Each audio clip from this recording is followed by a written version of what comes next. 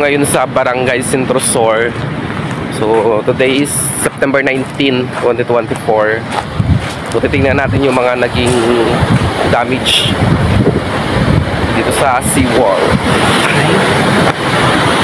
So ayan, nakita nyo doon, napakalayo ng nasira ng kahaba sa 300 meters siguro yung nasira na seawall mula dito.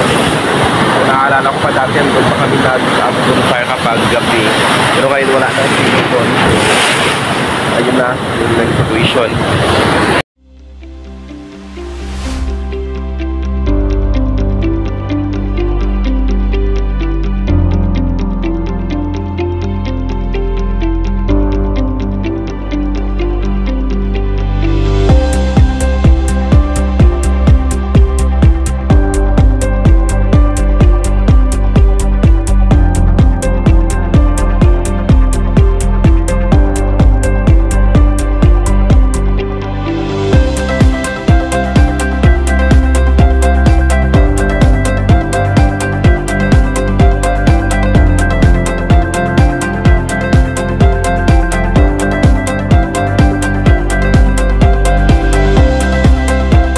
Naman na side, ayan, kung nakikita nyo, naka-slanting na yung seawall. Ayan o.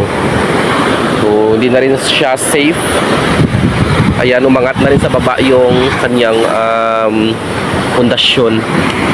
So, papunta yan doon. Ayan. Yung seawall na nasira hanggang doon.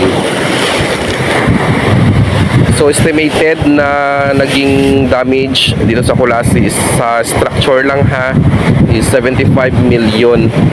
So isa lang ito yung Barangay Centrosur sa mga nasira na seawall. So yung iba naman doon sa poblasyon. So ayun, doon yung poblasyon. Tapos yung sa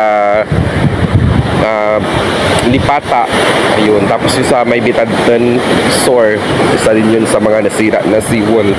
So sobrang lakas kasi ng ng alon. Makikita nyo, no, wala nang bagyo pero ganito pa rin kalakas yung alon.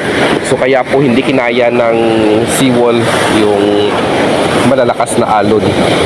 So hindi po kasalanan ng gobyerno kung nasira yung seawall. So kasalanan yun ng Mother Nature. Yun po yung dahilan. At saka napapansin ko, no, yung tubig o yung dagat talagang lumapit na talaga. Kasi dati nandoon lang yan yung dagat, yung alon nandoon. Ayan, dyan lang siya bumubuga. So ngayon nandito na siya. So parang tumaas yung tubig. Yun yung naging cause kung bakit yung seawall is na sira. So ayun lamang, no, more updates, follow, like, and share. Lakotsyerong Colasinyo. So yun po yung Mararison Island, ayun yung Batbatan Island. Doon naman yung Maligin Island, doon hindi siya kita. So I hope everyone is safe, especially no sa mga nasalanta din ng bagyong Bibingka. So ayan guys.